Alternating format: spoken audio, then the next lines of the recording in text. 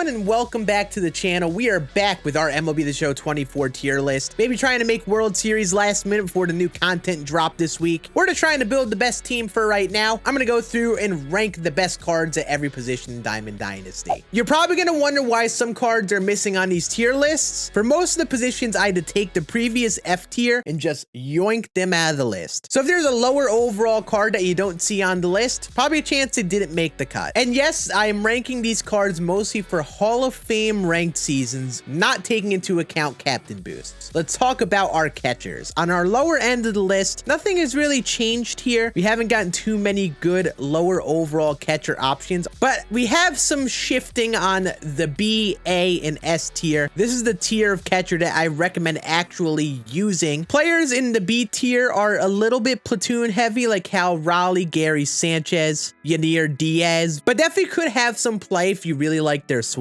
The A tier has a little bit more well-rounded options. Alejandro Kirk, Joe Mauer, Joe Torre, more of your contact type options. And Mike Napoli and Mike Piazza have staved the course. Definitely still very viable in my opinion. But if you're looking for two main options, I would recommend Carlos Santana, even without the captain boost, and Mitch Garver. Mitch Garver has been phenomenal for me. I think he's just the most well-rounded hitter at catcher in terms of having a good swing and good attributes. Players like Napoli have the attributes. I think some people don't like him. He's actually a push hitter, and it changes how the card feels. And Mike Piazza is actually pretty solid. A lot of people like him with the Nolan Arenado boost, but keep in mind it's Mike Piazza. I know not everyone likes his swing. Now we go to first base. This is really where you see the list get smaller. I had to really cut ties with a lot of people in the lower tiers of this list. I'm looking for big power here over at first base. And a lot of these cards at the bottom part are a little platoon heavy or just don't have enough on the hitting attributes, especially at this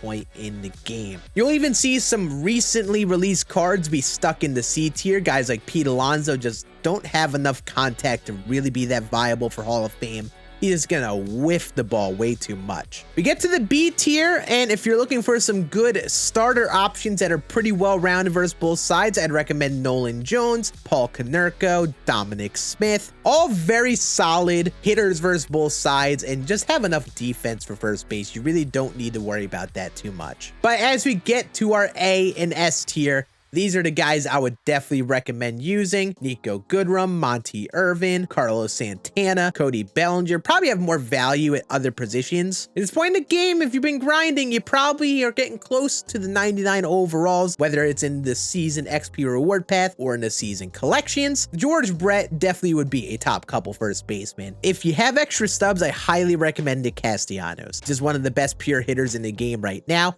You can play him at first. Now we go over to second base. And I definitely need a little bit more defense. I like to get speed here whenever I can. And especially at this point in the season, there aren't that many great hitting second basemen. So unfortunately, there are not too many great options over here. Like Adalberto Mondesi is actually very fun for a captain, but just doesn't have the pure attributes. Guys like Soriano are solid hitters, but don't really have enough to keep up with the best cards in the game at this point. And there are guys like Michael Busch who are good hitters, but terrible defenders. So these cards typically have something you gotta sacrifice. But in the top tier, it's definitely without a doubt filled with switch hitters. Brooks Lee, Nico Goodrum, Ozzy Albies, and Yohan Moncada are definitely gonna be the best options. They each have enough hitting attributes for both sides. Their switch hitters have solid swings. I would definitely recommend getting one of them if you can, but if you're playing it safe and you don't have as many stubs, definitely recommend 94 Gleyber Torres. He'll be great over here. The free Jose Altuve will still have some play despite being a terrible fielder. And if you want to spend a little bit of stubs, you can go for the Nolan Gorman 93 overall, especially if you're running the left-handed hitting boost. But yeah, this is a great position to get a switch hitter, but you really can't go wrong with anyone in the B tier and above, especially if you like one of these guys down here. Like, I've loved Soriano. Now we have third base. I want a little bit more power here, but you also need a little bit more defense in first base. Again, a lot of these cards in the lower part of the list just don't have enough hitting. And I definitely need good contact and power versus both sides. Like, third base needs to be one of your better hitting positions. So as you work your way up the list, again, we have some familiar faces in the B tier. Guys like Candelario still have some play, but as we've gone on, he drops a little bit down to ranks just because he's a little bit weaker on the contact and power at this point in the game. You kind of have to keep on creeping up that contact at least as the year keeps going on, because more starting pitchers are getting higher hits per 9. So guys like Candelario lose a little bit of value only getting 90 something contact. But yeah, third base gets a little interesting yet again. Like Bobby Witt could be solid there, but he's definitely better off at short. Kyle Seager is pretty solid, but I feel like he could be a little bit better of a hitter overall. It's kind of a tough line, especially if you don't have that many stubs to spend. 93 Joe Torre will probably have some play if you're looking for a good free to earn option this week. The contact is definitely more than enough for Hall of Fame difficulty. But if you've been grinding and you got all the cards in the game, or just in general a lot more stubs than you may expect, definitely would recommend one of Chapman or Castellanos. Both of them will definitely be more than fine there. I use Castellanos at third right now, and he's definitely an okay defender. He's not going to be great, but he's, again, one of the best few hitters in the game, in my opinion. Absolutely worth it to run him there for me. But if you've been grinding, you're probably going to get George Brett soon, and that'll probably lock down third base for you once you get him. Now we have shortstop, and we definitely need enough fielding over here at shortstop. Again, I like speed whenever I can get it here. I would recommend someone like Rich Aurelia. He's actually been far better than I expected. If you're looking in this B tier, I honestly should put him in the A tier, but I'll keep him in the B tier for right now because I don't think that many people loved his card. But again, 94 Gleyber Torres or 95 Bobby Witt are going to be solid options over here. I probably recommend doing Witt at short and then Gleyber Torres at second base. If you're going to be running these two in the middle infield, it's just good to have the extra speed over at shortstop. You get a little bit of extra range. But again, your top 3 options, Brooks Lee, Nico Goodrum, Jimmy Rollins. If you have all the cards in the game, Jimmy Rollins is probably going to lock down shortstop for a lot of people. And especially if you had a lot of stubs and you have Nico Goodrum, you get some extra versatility taking him out of the middle infield. You can throw him in the outfield, actually be a pretty good defender out there. If you're looking for safe options, go for Bobby Witt Jr. Now we get to the outfield. And for where's the F tier? Did the F tier just disappear here? And if you paid attention to the last video, you realize there are a lot of players gone. There are just so many outfielders, I had to cut ties with so many cards. So keep in mind, I'm being very, very specific with the cards I'm recommending in the outfield. Again, in the outfield, we need enough of the hitting attributes, of course. You need enough speed, but also you just need enough pure fielding and reaction rating to make the plays. So players that are getting ranked lower typically lack in one of the fielding attributes or just don't have enough hitting. But as we work our way up through the C tier, guys like JD Davis and Dylan Cruz are actually fun cards, but keep in mind Dylan Cruz is a little weaker on the hitting at this point in the game, and then JD Davis is just going to be a poopy fielder out there. But now we work up to the B tier, and this is where I would recommend your starter options, guys like Jason Dominguez, 93 Nolan Jones, 91 Mickey Mantle, Steven Kwan, Taylor Trammell, all very solid and not too hard to get options. But I would say this B tier is where it's at if you're looking for starter options as you're building your team. But then we have our top tier options, and I think these are the guys without a doubt. In the A tier, Bellinger and Castellanos and Braun and Happ, all going to be very, very solid options out there. I've been playing a lot more legend ranked this season, and those are the guys I'm especially seeing. Some heavy hitters if you're looking for some good bats. But if you have all the cards in the game, I would definitely recommend Kyle Tucker, Mike Cameron, Nico Goodrum as very good outfield options. Mike Cameron, I think, is the main guy in center field. If not, it's probably someone like Nico Goodrum. That is, if you don't have Willie Mays. But you got to make sure you get your high speed guy in center field. If you're in the corner outfield, you can get away with some worse defense, but keep in mind, guys like Ryan Braun definitely cost me a lot of outs. Also, 96 Kyle Tucker, I think, would be an absolute dog with the lefty captain boost. I'm not ranking these cards with the captain boost. I actually show you some of my favorite captain boosts I've been running after I go through these tier lists. And then, of course, we have my designated hitter tier list. I'm basically just ranking these cards purely on their contact, power, vision, and clutch. Only put cards in this tier list who are bad fielders or just are outfielders with low speed. That's why you don't see that many cards on this tier list. But if I'm going to recommend any sort of players at DH, Yordan Alvarez probably should be in the S, but I put this one in the A because of his slightly weaker contact versus righties. If you've been playing the game a bit, he is a very, very good DH option still. I've loved Juan Soto as well. He's been phenomenal. If you're looking for some budget DHs, I would definitely recommend Eloy Jimenez and Dominic Smith. But if you get all the cards in the game, Babe Ruth is a solid card to lock into DH. The new Dante Bichette and Jesse Winker are very solid hitters. And of course, 97 Yordan Alvarez. A little bit more consistent if you're not using any captain boost or not depending on inside edge with this Yordan Alvarez. Any of these guys in the A and S tier will be very good designated hitters. Now we have our starting pitchers. And in terms of starting pitchers, I recommend finding pitch mixes that you like. Having played Legend a bit, having played Ranked a bit more this season, I've kind of understood how the games felt and what I would recommend in pitchers. I will say if you're playing on Hall of Fame and especially tapping into Legend difficulty, having changeups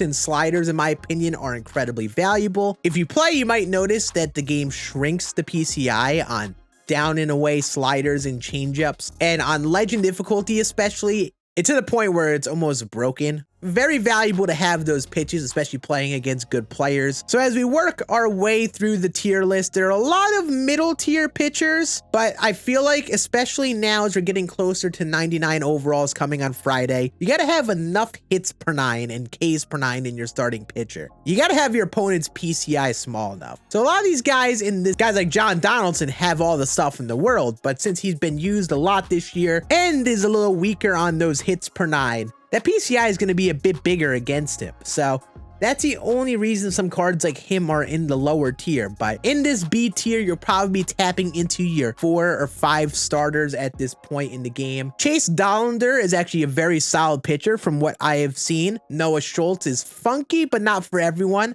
I like Tanner Houck when I used him, and I think Verlander and John Donaldson, especially with the lefty captain boost, can be usable in the rotation. In the A, I think Al Leiter and Corbin Burns are go-to guys for your sinker and cutter, Dustin May as well. But I just think someone like Al Leiter lacks that changeup. If he had a changeup, he would be unreal. Clayton Kershaw, I think, is actually a little funky this year. His motion is pretty quick to the plate, but if you're pitching at a stretch with him, he could be tough to pitch with his pinpoint. But I've heard a lot of the good players saying that Clayton Kershaw gets to them. As just a pitcher on his own, he seems very solid. And in the S tier, I really think the go-to guy is Andy Pettitte, in my opinion. I think his card is gross. I think DeGrom is very solid, and of course, Randy Johnson will still be funky. But as we're going into the season, Randy Johnson is losing steam as we're getting more and more better cards with better contact. And just as more people get reps against Randy Johnson, he gets a little easier to hit. That's why I personally feel 99 Satchel Paige will be very solid because he has enough of the attributes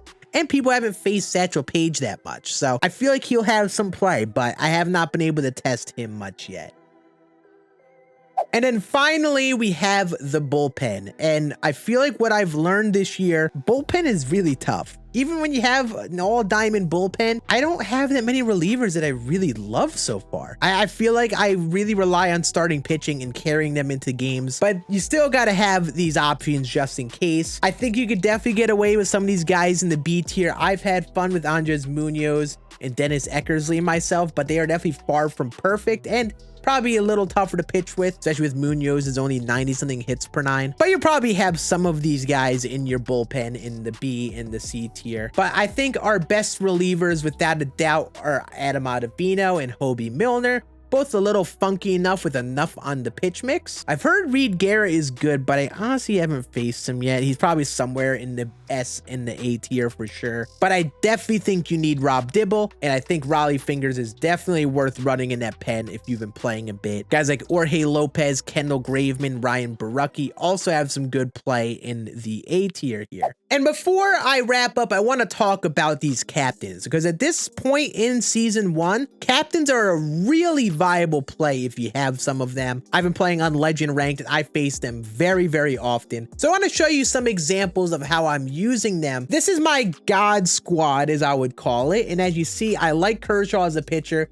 I'm running the left-handed captain boost. I also like a lot of these pitchers I'm using anyway, but the risk is I'm using maybe an extra lefty reliever than I would normally like. I don't like having 4 lefties. I like only having 3. And I'm stacking my bench with all lefties. But as you see with this team, I'm getting the tier 2 lefty captain. And that makes some of these cards in this lineup very solid, like Corey Seager, Cody Bellinger, and Yordan Alvarez becomes an incredible designated hitter with that boost. Your MLB themed teams have definitely started to shape up really well. I actually think this team would be really viable on Hall of Fame and even Legend difficulty. A lot of these players have enough contact versus both sides, and if you construct them well enough, you could really save on some spots in the lineup and throw some non-team build eligible players, like I'm doing with this Yankee team here, to kind of fill out some of the empty holes in that lineup. And if you're mixing and matching captains, then you could really get some fun teams. The 2000s captain, David Ortiz, is very fun on his own. He boosts contact, power, and clutch. So if you can get the tier 3 David Ortiz captain, run all lefties on the bench, and run the Kershaw boost, you could get tier 2 Kershaw. Some of these cards get unreal. Rich Aurelia becomes a unreal player. Ryan Braun becomes one of the best couple cards in the game. And there are some fun cards in here like Chipper Jones, Jason Bay, Joe Mauer. I hit 5 home runs in a game with him with this team boost. You could definitely mix and match some of the captains that you're running and make some really fun teams like that. But yeah, as you see with my team, I'm not just running the best couple cards in the game at every position. It's just unrealistic for me to have every single card with stubs. If you're playing this game, you only have so many stubs to spend. So this is what a God squad would probably look like if you had Babe Ruth and such, but I'm still using a good bit of lower overall cards this week. This will entirely change on Friday with new Team Affinity and 99 overalls coming out. When new Team Affinity drops this week, I do plan on making a tier list for those Team Affinity cards, and I do plan on making a new overall tier list like this a little sooner this time around, so make sure you subscribe to the channel to keep up with that. But thank you all for watching. I'll see you again on the next one.